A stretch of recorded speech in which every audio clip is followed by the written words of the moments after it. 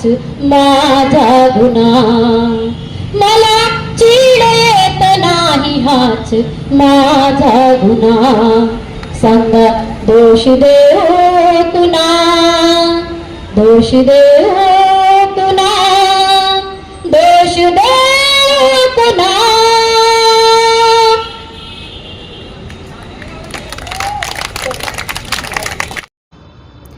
The Republican vision channel में आप सभी दर्शकों का स्वागत है।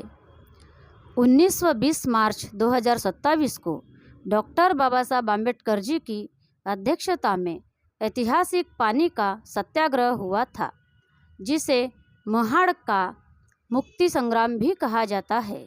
19 मार्च को ही समता सैनिक दल की भी स्थापना हुई थी। इस मानव मुक्ति संग्राम की याद में Republican party of India secular व संलग्न समता सैनिक दल की ओर से 19 मार्च 2025 को इंदौरा स्थित नामांतर शहीद स्मारक में भव्य कार्यक्रम का आयोजन किया गया था। यानंतर सम्राट वर्धे यांना सुद्धा समता सैनिक दलाचे संविधान देऊन त्यांचा सन्मान वाढवत आहोत। प्रणिता गंभीर, माननीय दीपक व डोंगरेजी या ठिकाणी उपस्थित झालेले आहेत, त्यांनी सुद्धा आपलं मंचावर येण्याची कृपा करावी। दीपक दादा डोंगरे, आजचा जो दिवस आहे हाही आमचा मुक्तीचा दिवस आहे, कारण आज या देशामध्ये जनावराला पाणी पिण्याची मुभा होती आणि आम्हाला ती नव्हती। बाबासाहेबांनी महाडच्या 14 तळ्यावर जाऊन आज आम्हाला हक्काचं पाणी पिण्याचं सांगितलं। आज तो आमचा मुक्तीचा फार मोठी चळवळ आज उभी झाली होती। त्या अनुषंगानं हा कार्यक्रम इथे आयोजित केलेला आहे। मनुवादी मानसिकतेचे वारे ज्या प्रकारे वाहत चाललेले आहे ते वाहत पेटता वनवा पेटता काल परवा नागपूरमध्ये पेटला। यावरून आपल्याला आपल्याला समजूत असली पाहिजे की आता काय होणार, कोणाचं सरकार आलं ते सरकार आपल्याला काय काय देऊन जाते हे फार महत्वाचं आहे। ज्या दिवशी फडणवीस साहेबांनी मुख्यमंत्री म्हणून शपथ घेतली त्याच दिवशी आम्हाला परभणीचा वारसा भेटला। माझा प्रश्न आहे की त्या परभणीमध्ये ज्या प्रकारचं कॉम्बिन ऑपरेशन झालं तसंच नागपूरमध्ये झालं मला असं वाटते। आमचा सूर्यवंशी गेला, सोमनाथ सूर्यवंशी गेला, त्यासाठी आंदोलन प्रत्येक जिल्ह्यामध्ये वस्त्यामध्ये आंदोलन झालं। तो जामण्याचा मनसुबा यांचा आहे का? बीड पेटलं, मस्तानचे सरपंच त्यांची हत्या झाली, त्यांच्यासाठी आंदोलन उभं झालं का? त्या सरपंचाचा न्याय आम्हाला मिळणार का? रोज कुठे ना कुठे आमच्या आया बहिणीची आबरू वेशावर टांगली जाते, तो हक्काचा न्याय आम्हाला मिळेल का? की या सगळ्या गोष्टी सोडून आता इथे दंगल घडवण्याचा कारनामा यांनी सुरू केला आहे, हेच प्रकरण आहे। आता आम्ही लढा देतो बुद्धगयेचा, महाबोधी महाविहार मुक्तीचा आमचा लढा आहे, तो शांतीच्या मार्गाने आहे। देशात आणि देशाच्या बाहेर 10 ते 12 देशामध्ये हा लढा सुरू असताना कसा वनवा पेटतो, कशा गोरगरिबांच्या गाड्या जाळल्या जाते, कसा अन्याय अत्याचार सुरू आहे, यांचं लय बिघडलं। यांनी हिंदू मुस्लिम चालू केलं, यांनी हिंदू बौद्ध चालू केलं होतं, यांनी आदिवासीचे मनवे पेटवले होते। आज यांना काय भेटलं नाही तर नागपुरात पेटवण्याची प्रक्रिया यांनी सुरू केली। आम्ही शांत आहोत, याचा अर्थ असा नाही की तुमच्या या देशातल्या प्रत्येक घडामोडीवर आमचं लक्ष नाही. लक्ष आहे प्रत्येक गोष्टीवर, लक्ष ठेवू प्रत्येक गोष्टीवर. आमच्याही काही मूलभूत गरजा आहे, हक्क आहे, अधिकार आहे, ते घेण्यासाठी आम्ही कधी रस्त्यावर येण्याची आमची तयारी आहे. अनेक प्रश्न आहे, अनेक अन्य अत्याचार आहे, त्यावर कोणी बोलत नाही. शेतकऱ्याचे प्रश्न आहेत, त्यावर बोलत नाही. अरे सभागृहात फक्त आणि फक्त 2 दिवसापासून दंगल चालू आहे. शिक्षण बंद झालं, शिक्षणावर बोलणार नाही, रोजगारावर बोलणार नाही, शेतकऱ्यावर बोलणार नाही, महिलांवर अन्य अत्याचार होत आहेत त्याच्यावर बोलणार नाही. यांना डायव्हर्शन पाहिजे. हे जे मूलभूत हक्कासाठी जर आपण लढतो आहे, यावर कोणी बोललं नाही पाहिजे, म्हणून आता हे नवीन प्रकार सुरू झालेले आहे. पण हे प्रकार आज जनतेच्या समोर आलेले आहे. हे जरी सभागृहात बोलत असतील, हे भांडण लावण्याचे काम जरा करत असतील, पण आज हा रिपब्लिकन कार्यकर्ता, हा बौद्ध समाजाचा कार्यकर्ता जागृत आहे. आणि त्याची जागृती ही या देशात आज ना उद्या ह्या समस्त 18 बिगड जातीच्या 12 बलुतेदारांना एक संघ करण्याची प्रक्रिया ठेवेल. आणि हेच काम आपण करू, ते रिपब्लिकन पक्षाच्या दायऱ्यात. कारण ही रिपब्लिकन विचारधारा आम्हाला कोणत्या आयऱ्या दिली नाही. आमच्या बापांनी डॉक्टर बाबासाहेब आंबेडकरांनी आम्हाला रिपब्लिकन विचार दिले आणि त्याच विचाराला घेऊन आम्ही येणाऱ्या तुमच्या प्रत्येक विरोधी विचाराला आम्ही टिट फॉर टॅट उत्तर देण्याची आम्ही तयारी ठेवू. तुम्ही निवडणुका लक्षात घेऊन जर दंगल घडत असेल तर आम्हीही निवडणूक लक्षात घेऊन रिपब्लिकन मुवमेंट उभी करण्याची तयारी ठेवू. तुमच्या मारलेल्या गोट्याला, तुमच्या पथावबाजीला आम्ही आमचा रिपब्लिकन पक्षाचा नियात झेंडा घेऊनच उत्तर देऊ, हे या प्रसंगी सांगू इच्छितो. इथेच थांबतो. जय भीम, जय भीम, जय भीम, जय भारत. यानंतर माननीय दिनेश दादा under Sahare RPI secular Vidarbha अध्यक्ष हे आपलं मनोगत व्यक्त करतील असे मी त्यांना विनंती करते. डॉक्टर बाबा साहब अम्बेडकर जी के अनुयायियों को क्रांतिकारी सप्रेम जय हिंद. साथियों, हम रोज सवेरे उठते हैं तो इस दुनिया में आसमान में एक सूरज उगता है और शाम होते ही वह सूरज अस्त हो जाता है. अनेक वर्षों से, दशकों से प्रकृति का यह नियम हम लोग लगातार देख रहे हैं. लेकिन 14 अप्रैल 1891 में एक सूरज ने इस देश के अंदर में जन्म लिया. वो उगा, लेकिन आज भी अस्त नहीं हो रहा है, जिसका नाम है बोधिसत्व परम पूज्य डॉक्टर बाबा साहब अम्बेडकर. रिपब्लिकन पार्टी के संस्थापक परम पूज्य बोधिसत्व परम पूज्य डॉक्टर बाबा साहब अम्बेडकर, इन्हें सर्वप्रथम अभिवादन करता हूं. और तमाम महापुरुषों को भी नमन, जिन्होंने मानवता को जिंदा रखने के लिए जिंदगी भर जिन्होंने काम किया.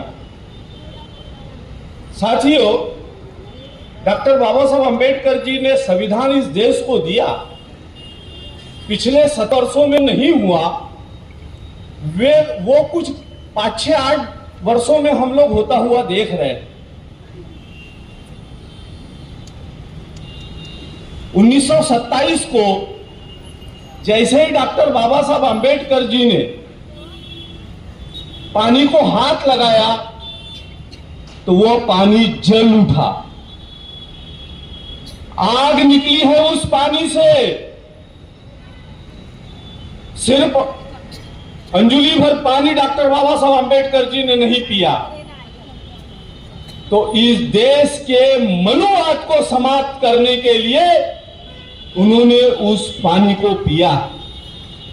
और उस पानी को पीते ही इस देश के जो तमाम संविधान विरोधी मनुवादी ब्राह्मणवादी ताकतें हैं वे जल भूंज कर राख हो गई, आग लग गई उनके मनों में कि दलित, पीड़ित, शोषित, वंचित, मजदूर, किसान, कामगार लोगों को हम लोग सदियों सताया है, ये हमारे गुलाम हैं, दास है, राक्षस है, दानव है। ऐसे अपमानजनक शब्दों से इनको बुलाने वाले लोगों के हक और अधिकार के लिए लड़ने के लिए डॉक्टर बाबा साहब अंबेडकर जी ने वो क्रांति की। उस क्रांति की ज्वाला संविधान तक पहुंची। हमारे मित्र उमेश गजभिये जी ने आप लोगों के सामने स्पष्ट किया। हमारे हक और अधिकार के लिए महाल का क्रांति दिवस संग्राम हजारों वर्षों तक याद रखा जाएगा। जिस तरीके से 400 वर्ष पहले जिन्हें दफना दिया गया, कब्र में डाल दिया गया, ऐसे औरंगजेब की आत्मा कुछ लोगों ने जानबूझकर भी 15 दिन पहले खोद कर निकाली। हमारे देश में जो धर्मांध ताकतें पिछले 70 वर्षों में सर नहीं उठा रही थी, वे पिछले 8-10 वर्षों में उन्होंने सर उठाना शुरू कर दिया। 400-500 वर्ष पहले किसी औरंगजेब ने क्या किया, उसका बदला आज कुछ मनुवादी चिंटू शक्तियों ने एक विशेष समुदाय के साथ लेना शुरू कर दिया। रोज हेट स्पीच दी जा रही है, नफरत की खेती बड़े पैमाने पे इस देश में की जा रही है, और चुनाव आते ही इस नफरत की खेती को ये लोग काट लेते हैं, फसल को। लेकिन हम शेर की औलाद डॉक्टर बाबा साहब अंबेडकर जी के अनुयायी हैं और हम इसको सहेंगे नहीं। हमें इस देश का संविधान जब डॉक्टर साहब अंबेडकर जी ने इस देश प्रमुख लोगों को, तो उन्होंने अपेक्षा व्यक्त की कि इस संविधान का अमल इस देश में शासन करने वाले कोई भी राजनीतिक दल के ऊपर होगा। इस देश में जो प्रशासन में बैठे हुए लोग हैं, वे लोग इस देश के संविधान का पालन करेंगे, अमल करेंगे।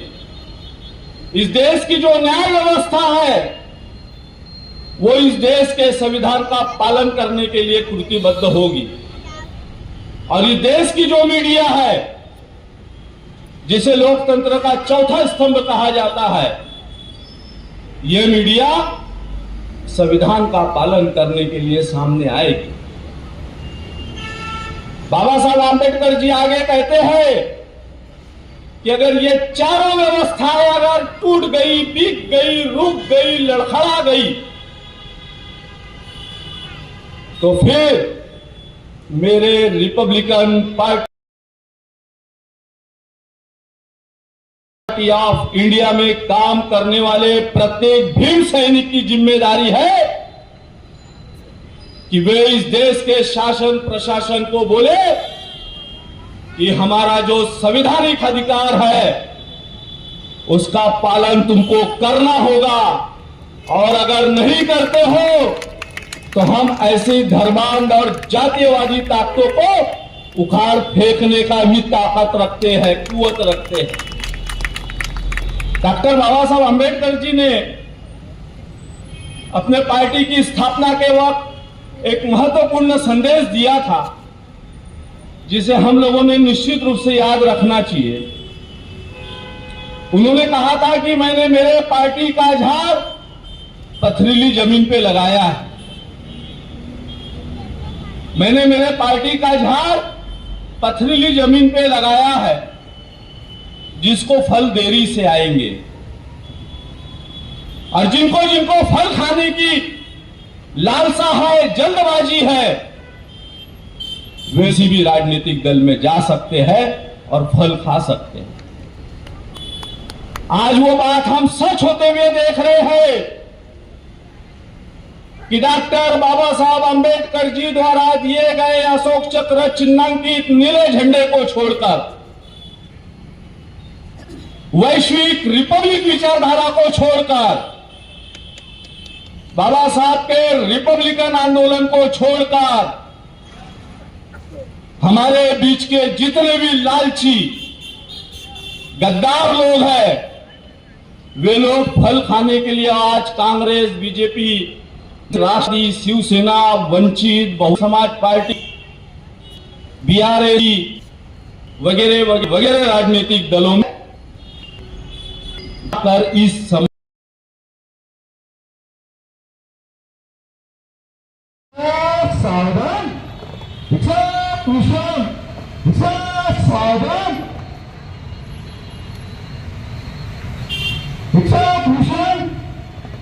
भूषण, सावधान, परिवार ये देंगे सलामी दे।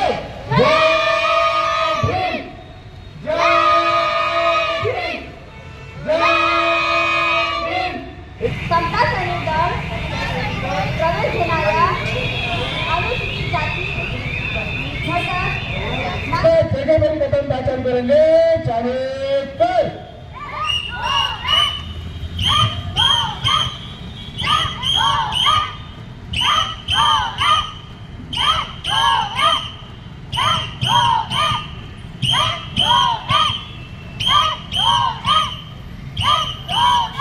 कदम का स्टॉप, कदम का फास्ट प्रचार करेंगे चाहे कर।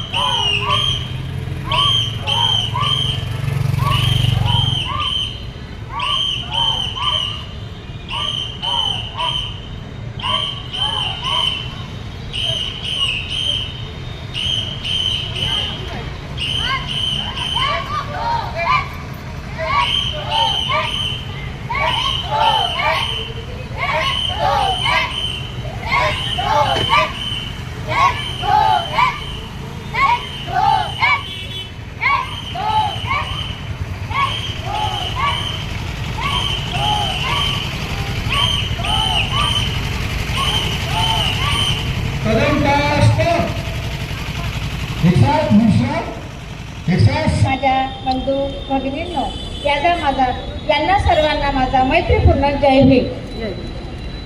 आज इथे समता सैनिक दलाची स्थापना दिवस ते मनवण्यात येत आहे आणि ते आज रिपब्लिकन पक्षाचे उत्तर नागपूरचे अध्यक्षपद मला एवढी मोठी जबाबदारी दिली आहे। मला त्याबद्दल त्यांचे सर्वांचे धन्यवाद देते। माझ्या बाबासाहेबांनी म्हटलं जे शिक्षण हे वाघिणीचं दूध आहे जे गुरगुरल्याशिवाय राहणार नाही, आणि आम्ही थोडं का होईना समाजापर्यंत आपण धर्मकार्याचं बाबासाहेबांच्या चळवळी, बाबासाहेबांनी आपल्याला रिपब्लिकन पक्ष, भारतीय बुद्धिस्ट सोसायटी आणि समता सैनिक दल ह्या त्यांच्या संघटना आहेत। आपण त्या संघटनेला कुठेतरी भरकटले आहेत लोक, आपण जनता, कारण बुद्धिस्ट सोसायटी हे त्यांचं माध्यम होतं। जरी आपल्या भारतातले लोक आपल्याला साथ देतील नाही, परंतु बाहेर देशातील लोक आपल्याला धावून येतील मदतीला। आज तेच होत आहे। आज महामोदी महाविहाराच्या आंदोलनात बाहेरील देशातील बौद्ध बांधव आपल्या मदतीला धावून येत आहेत। ते तिथे उपोषणाला बसले आहेत। आकाजी लांबा आणि इंग्लंडवरून, जर्मनीवरून, तिब्बतीवरून सर्व देशातील बौद्ध बांधव आपल्या महाबोधी महाविहारासाठी धावून येत आहेत, संघर्ष करत आहेत। परंतु तिथल्या मनोवादी सरकारांना त्यांच्या अजूनही कानावर कुठली उतरवत नाही, त्यांना आवाज पोहोचत नाही, त्यांची मीडिया नाही. हे मीडिया आपली ते बुद्ध बाबासाहेब आंबेडकरांना मानणारे मीडिया आहेत, ते आपल्यापर्यंत ते पोहोचवत आहेत. आणि म्हणूनच आपण आपला समता सैनिक दल आणि रिपब्लिकन पक्ष हा जास्तीत जास्त प्रमाणात उभारला पाहिजे. सर्वांनी बळ दिलं पाहिजे आणि आपली सत्ता आणण्याचा प्रयत्न केला पाहिजे. आणि म्हणून आता आपण सर्वांनी एकमत झालं पाहिजे. ना काही काँग्रेस, ना भाजपा, ना कुठलेही पक्ष. आता फक्त आपल्याला रिपब्लिकन पक्षच हवा आणि रिपब्लिकन पक्षालाच आपण विजय करूया. आणि जय भीम एवढे 2 शब्द बोलून मी आपले 2 शब्द आटपत आहेत. जय भीम, जय भारत.